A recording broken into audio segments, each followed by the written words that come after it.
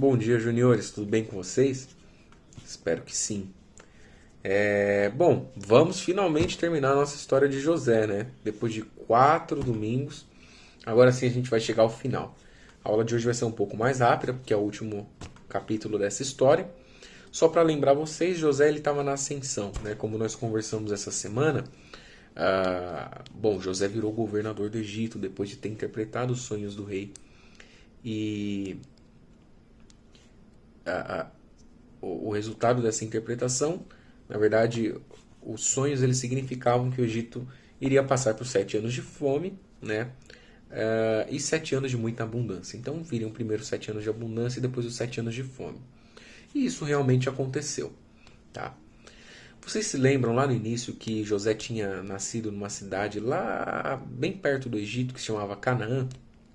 Então essa cidade também foi atingida pela fome. E aí Jacó, pai de José que ainda morava lá, ele estava precisando de mantimento. E quem tinha mantimento lá era o Egito. O Egito só que tinha mantimento. E o responsável por guardar esses mantimentos era José. Então José, enquanto governador, ele ficava lá, guardava os mantimentos e vendia para aqueles que precisavam. E aí Jacó falou assim para os filhos dele, aqueles 10 filhos que tinham traído Jacó. Falou, olha, eu preciso que vocês vão até o Egito para trazer mantimento para cá, porque a gente já não tem mais o que comer. E ele mandou os 10 filhos para lá. Quando os 10 filhos chegaram lá no Egito, na verdade, ele mandou 10, mas deixou um em casa, tá? Que era Benjamim, que era o mais novo. Esse Benjamim ele nasceu depois que José já tinha sido vendido. Benjamim ficou. Bom, quando os 10 filhos chegaram, eles encontraram José lá como governador.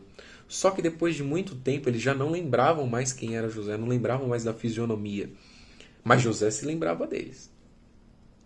Então eles se prostraram diante de José, que era o governador, sem saber que ele era José, e pediram lá o alimento deles. Falaram, olha, a gente precisa do alimento. E José se lembrou daquela história, né? Lembra que José tinha sonhado lá no início que os irmãos dele se prostrariam a ele? Olha só o que estava acontecendo. Então os irmãos se prostraram a ele, olhou para os irmãos e falou, não, vocês estão vindo aqui me espionar, vocês estão vindo aqui espionar o Egito.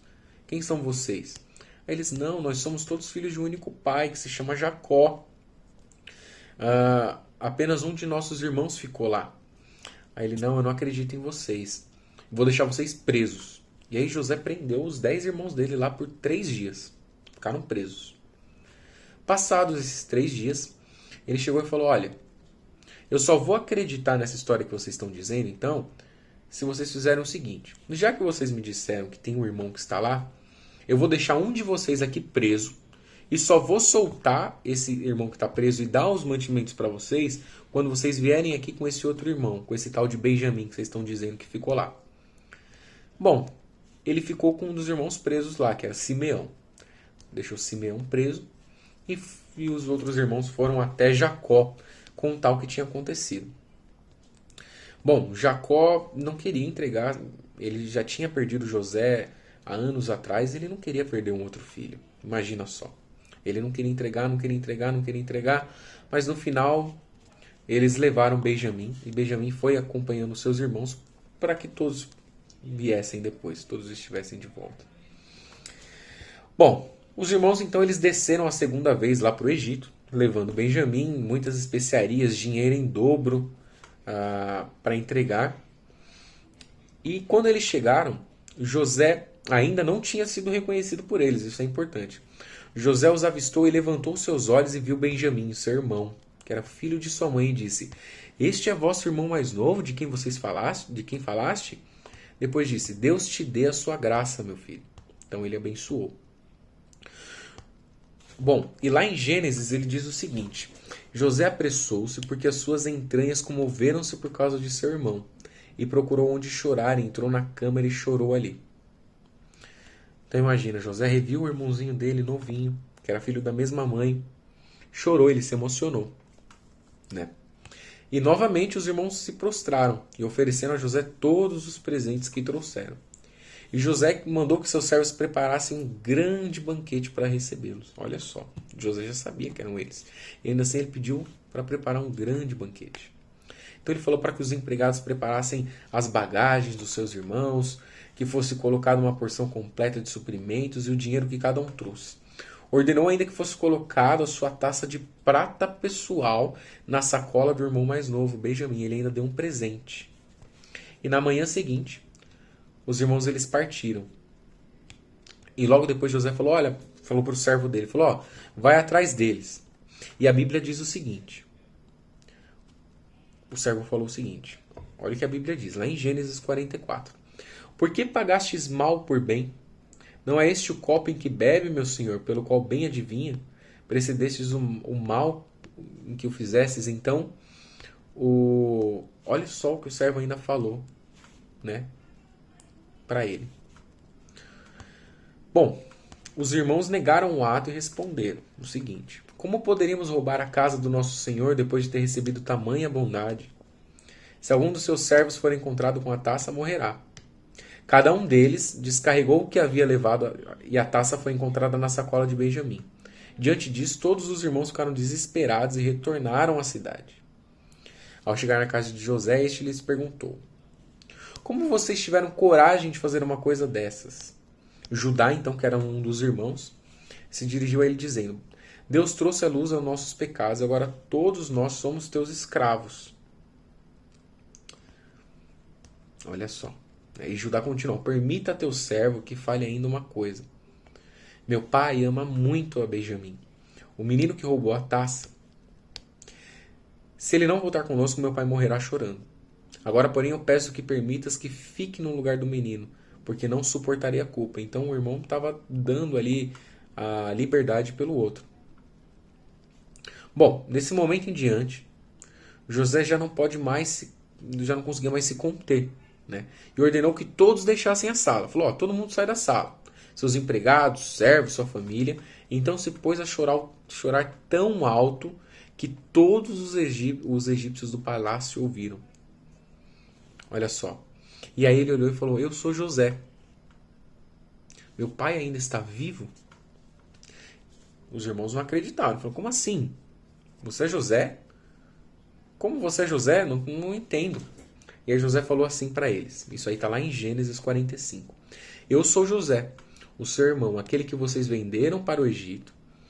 E agora, pois, vós não entristeçais, nem vos pese aos vossos olhares por me haver desvendido para cá. Porque para a conservação da vida Deus me enviou diante de vós. Porque já houve 2 anos de fome no meio da terra, e ainda restam 5 anos em que não haverá lavura nem cega.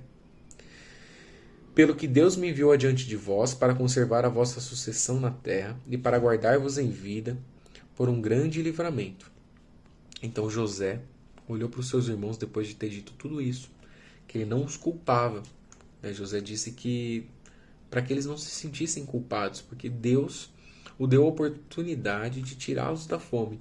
Então José abraçou a cada um deles, chorou e mandou buscar o seu pai com todos os rebanhos que eles tinham, os netos, os bens que eles possuíam, e falou: olha, traga todos para o Egito, porque essa fome ainda vai durar 5 anos, eu não quero que vocês passem fome.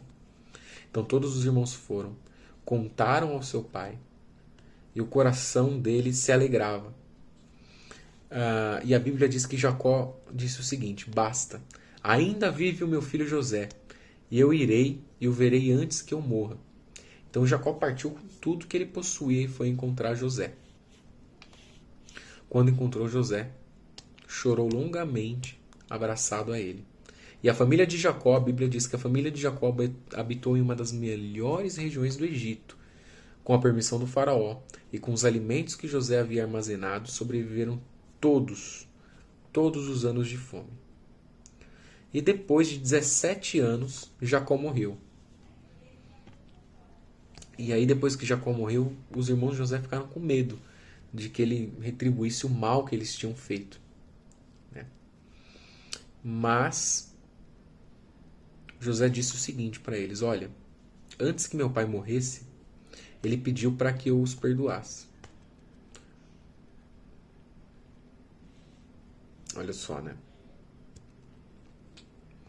Então, gente, essa história ela é muito importante. Ela ensina muitas coisas pra gente, né? Tem alguns detalhes a mais, mas essa é uma grande, eu acho que é uma história muito importante para a gente entender tudo que José passou. E ainda assim ele não deixou de confiar em Deus, ele não deixou de acreditar em Deus. Ele continuou a amar os seus irmãos. Ele não retribuiu o mal para os seus irmãos, muito pelo contrário, ele tirou todos eles da fome. Ele presenteou a eles, ele deu um lugar bom para eles morarem. Então olha só, a história de José é uma lembrança linda de como Deus pode gerar o bem em meio a um sofrimento humano. Ninguém de nós passou por nada disso e acho que ninguém vai passar. Mas é importante que mesmo nas pequenas coisas que nós passemos, nós lembremos sempre disso. Tá bom? A história de José fica por aqui. Não na próxima semana, na outra, nós temos o nosso encontro na quinta-feira e vai ser um momento importantíssimo para a gente fazer as perguntas. Lembrando que essa semana a Laura participou com a gente, a Isabela participou, a Vitória participou e a Thalita. Todas estudaram a lição, responderam perguntas. Eu gostaria que todos vocês participassem com a gente, tá? É um tempo legal, é um tempo divertido. E lá nós vamos continuar as perguntas. E a próxima aula quem vai dar é a professora Ana Yuki, tá bom? Mais uma vez, eu vou encerrar aqui. Eu espero que vocês orem sozinhos, lembrem dos seus amigos, das suas famílias. E aí na quinta-feira a gente ora todo mundo junto de novo, tá bom? Um abraço, juniores, até semana que vem.